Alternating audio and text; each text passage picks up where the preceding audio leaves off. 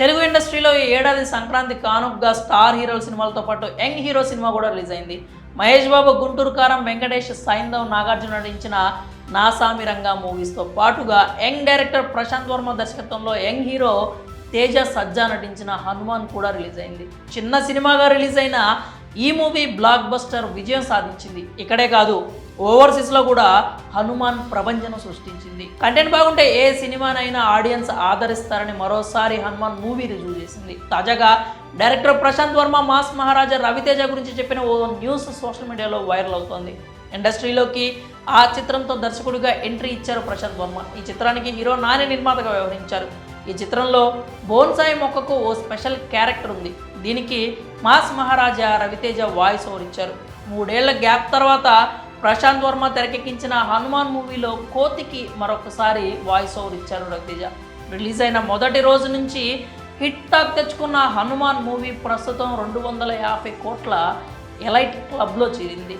ఈ సినిమా ఇంకా థియేటర్స్లో దుమ్ము రేపుతూనే ఉంది. హనుమాన్ మూవీ విజయంతో ప్రశాంత్ వర్మ సినిమాటిక్ యూనివర్స్పై భారీ అంచనాలు పెరిగిపోయాయి.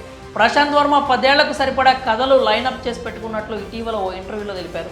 వీటిలో అధీరా, జయ హనుమాన్, బాలకృష్ణ కాంబోలో మూవీతో పాటు పలు స్టార్ హీరోలతో మూవీస్ ఉండబోతున్నాయని చెప్పారు. తాజాగా హనుమాన్ సక్సెస్ మీట్లో ప్రశాంత్ వర్మ రవితేజతో ఒక సినిమా ఉండబోతోందని తెలిపారు.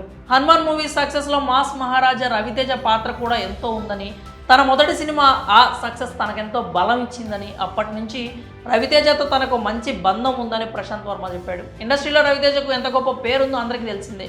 ఆయన కొత్త వారిని బాగా ఎంకరేజ్ చేస్తారు. సంక్రాంతికి ఆయన సినిమా రిలీజ్ ఉంది. ఆ విషయం తెలిసి చాలా డౌట్గా ఆయనకు ఫోన్ చేసి హనుమాన్ మూవీలో కోతికి వాయిస్ ఓవర్ ఇస్తారా అని అడిగానని ప్రశాంత్ వర్మ చెప్పుకొచ్చారు. రవితేజ వెంటనే చేసేద్దాం అని అన్నారని, నిజంగా ఇండస్ట్రీలో ఇలా సపోర్ట్ చేసేవాళ్ళు చాలా తక్కువే ఉంటారని, అంత జెన్యూన్ పర్సన్ దొరకడం తన అదృష్టం అంటూ ప్రశాంత్ వర్మ అన్నారు. హనుమాన్ మూవీలో భాగమైనందుకు రవితేజకు థ్యాంక్స్ అంటూ చెప్పుకొచ్చారు. ఆయన అంగీకరిస్తే ఆ కోతి క్యారెక్టర్తో ఒక సినిమా తీయాలనే ఆలోచన మా యూనివర్స్లో అనుకుంటున్నామని అన్నారు. మొత్తానికి రవితేజ సహాయాన్ని గుర్తుంచుకొని ఆయన రుణం తీర్చుకునే పనిలో ప్రశాంత్ వర్మ ఉన్నట్లు అర్థమవుతుందని ఇండస్ట్రీలో టాక్ నడుస్తోంది. ప్రస్తుతం ప్రశాంత్ వర్మ మాటలు సోషల్ మీడియాలో వైరల్ అవుతున్నాయి. మరి ప్రశాంత్ వర్మ సినిమాటిక్ యూనివర్స్లో రవితేజతో మూవీ చేస్తానని చెప్పడంపై మీరేమనుకుంటున్నారో మీ అభిప్రాయాన్ని కామెంట్స్ రూపంలో తెలియజేయండి.